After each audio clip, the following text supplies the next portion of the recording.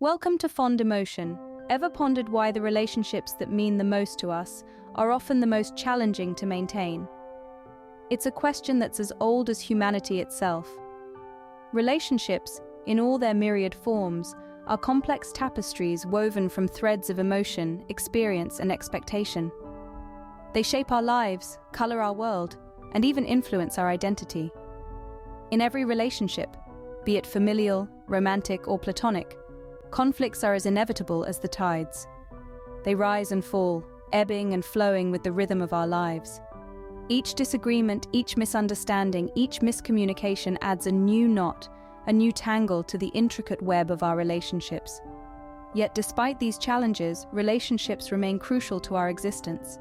Like a compass in a storm, they guide us, provide us solace, and even define our paths. They are the pillars that uphold the structure of our lives. So, how can we mend these broken ties? That's what we'll be discussing in the next few moments. First things first, acknowledging there is a problem is key. Isn't it true that a problem ignored is a problem doubled? It's like a leaky faucet.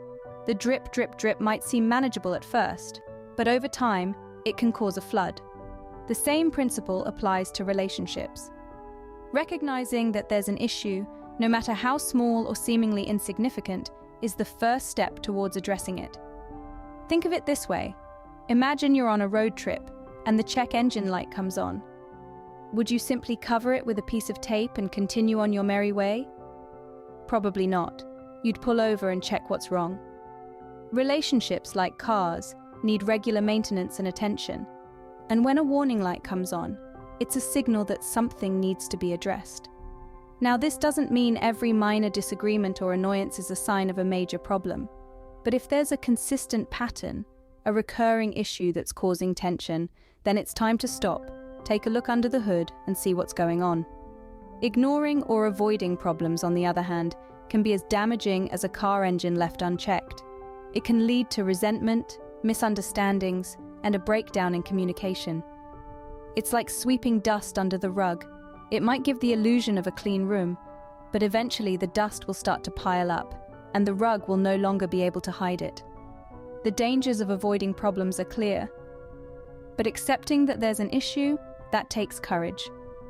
It's not easy to face up to the fact that something's not quite right. It's uncomfortable, it's challenging, and it can be downright scary. But remember this, it's also the start of a journey towards resolution and healing. So take a deep breath, muster up your courage, and acknowledge the problem. Because only then can you start to work towards a solution, towards rebuilding, and towards a stronger and healthier relationship. Remember, acceptance is the first step towards resolution. Once we've recognized the issue, it's time for some self-assessment.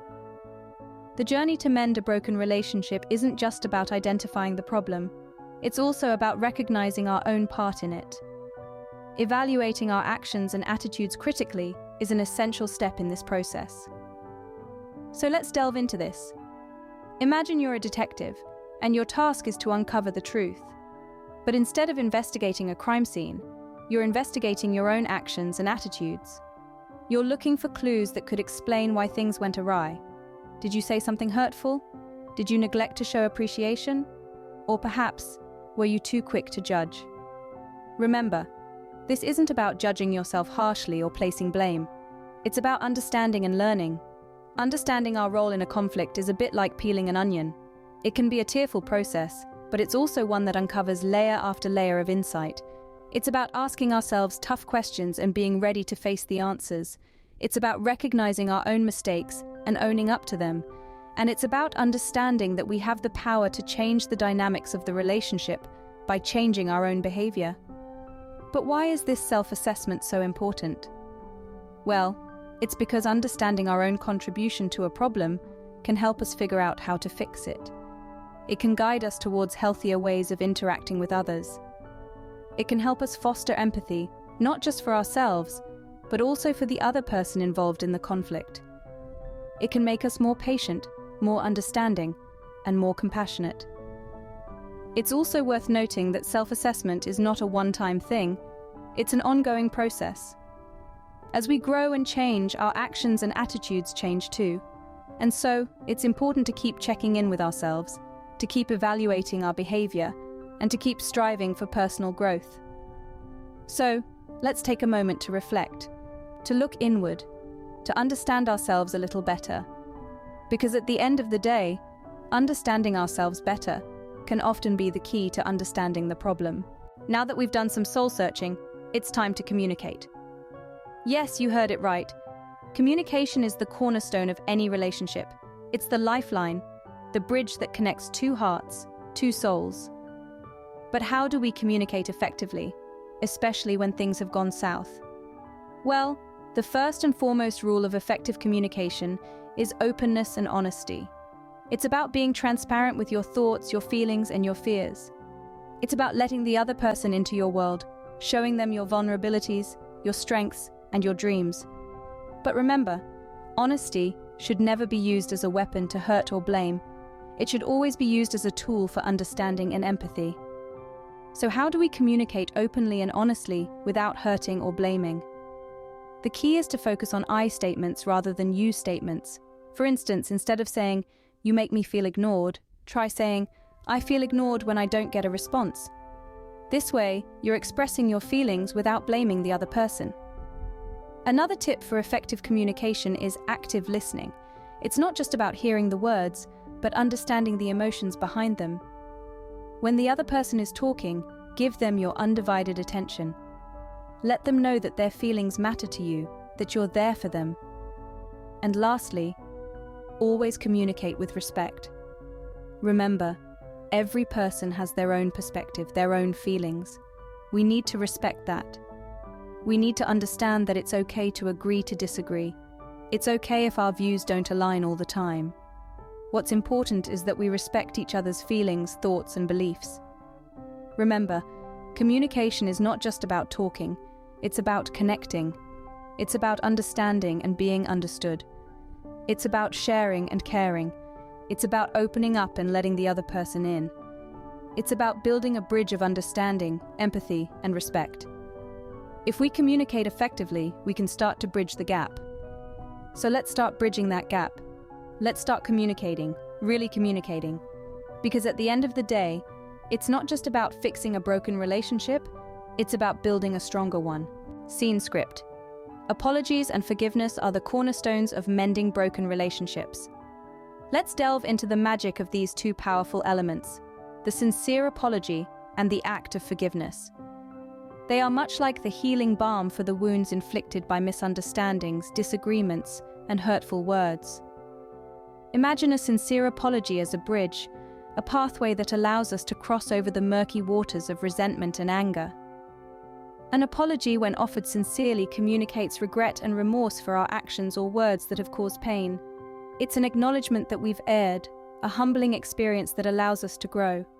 However, it's important to understand that an apology is not merely about uttering the words "I'm sorry." It's about expressing genuine remorse.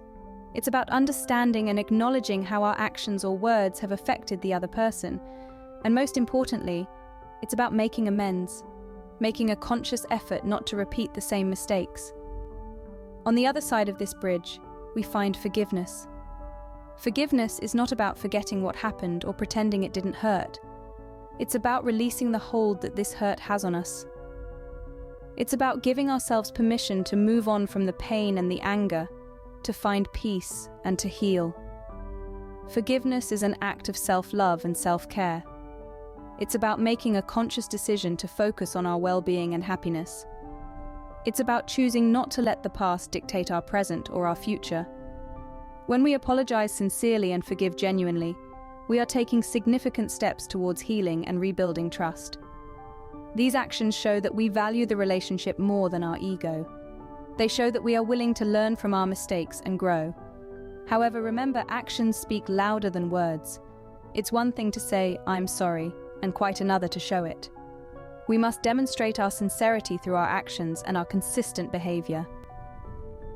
Remember, it's not just about saying "I'm sorry," it's about showing it through our actions. With apologies and forgiveness, we can begin to rebuild trust. This is the cornerstone of repairing relationships, but how do we actually go about it? Well, let's dive into some practical steps. First off, consistency is key. Think about it. Trust isn't built overnight, is it? It's built over time, through repeated actions. When we're consistent, we show that we're reliable, and reliability is a big part of trust. So whether it's showing up when you say you will, or following through on promises, consistency is crucial. Next up, honesty. It sounds simple, but honesty is the foundation of trust. It means being truthful, even when it's difficult. It means admitting when you're wrong, and it means being open about your feelings and intentions. Honesty doesn't mean being harsh or cruel. It means communicating with kindness and respect. Remember, honesty isn't just about telling the truth. It's about being real with others and with yourself. Now let's talk about reliability. This is about making sure that you're someone who can be depended upon. It's about showing that you're there for the other person, that they can count on you when it matters. It's about being dependable in both big things and small, because trust is often built in the small moments. But here's the thing, rebuilding trust takes time. It's not a switch that can be flipped on and off. It's a process, and it involves patience. It might feel like you're making no progress, but remember, every step forward, no matter how small, is still a step in the right direction. Rebuilding trust also involves vulnerability. It requires opening up, letting your guard down, and allowing the other person to do the same. It's about creating a safe space where both of you can be yourselves, without fear of judgment or rejection. In conclusion, rebuilding trust is a journey, not a destination. It's about consistently showing up, being honest, and being reliable. It's about being patient with yourself and with the other person. It's about creating a safe space for vulnerability and connection. Trust is a delicate thing, but with patience and consistency, it can be restored. Restoring a relationship is one thing, maintaining it is another. It's like nursing a sapling back to health, and then ensuring it grows strong and tall. The real work begins after the sapling has been revived. Maintaining a relationship is an ongoing process. It's not a one-time event, but a series of little efforts that add up to create a lasting bond. It's about being conscious of the changes in each other and the relationship, and adapting accordingly. One crucial aspect of maintaining a relationship is keeping the communication lines open. Regular, open, and honest communication helps in understanding each other better, and it also helps in nipping potential issues in the bud. Talk about your day, share your thoughts, discuss your fears, and celebrate your joys.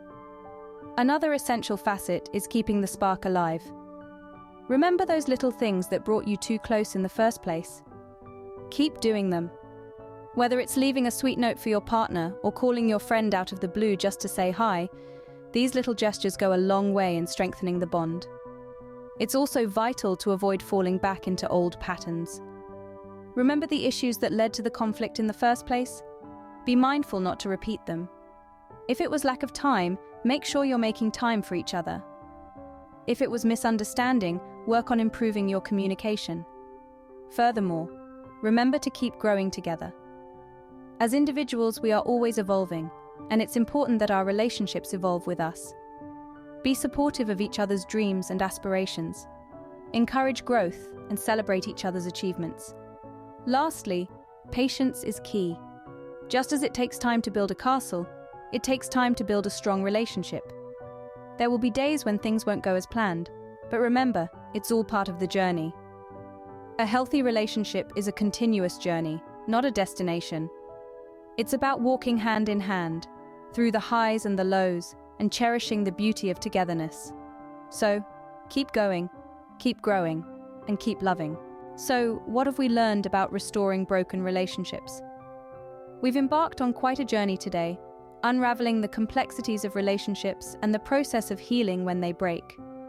Let's take a moment to recap the steps we've discussed to restore broken relationships. Firstly, we talked about acknowledging the problem. This is the first and most crucial step, as it's impossible to fix something if we don't recognize that it's broken. It requires courage and honesty, but it's the only way to initiate the healing process. Next, we delved into the importance of self-assessment. We explored how taking a step back and looking at ourselves can help identify the role we played in the relationship's breakdown. It's about understanding our actions, our reactions, and how they might have contributed to the situation. Our third stop was the realm of open and honest communication. We learned that it's not just about speaking our minds, but also about listening. It's about creating a safe space where both parties can express their feelings without fear of judgment or retaliation. We then moved on to the twin pillars of apologizing and forgiving.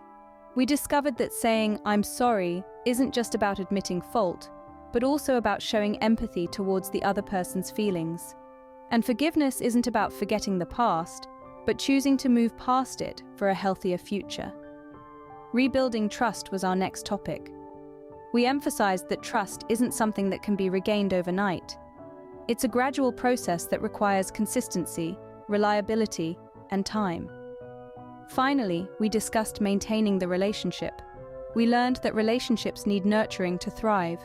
This involves regular check-ins, spending quality time together, and never taking the other person for granted.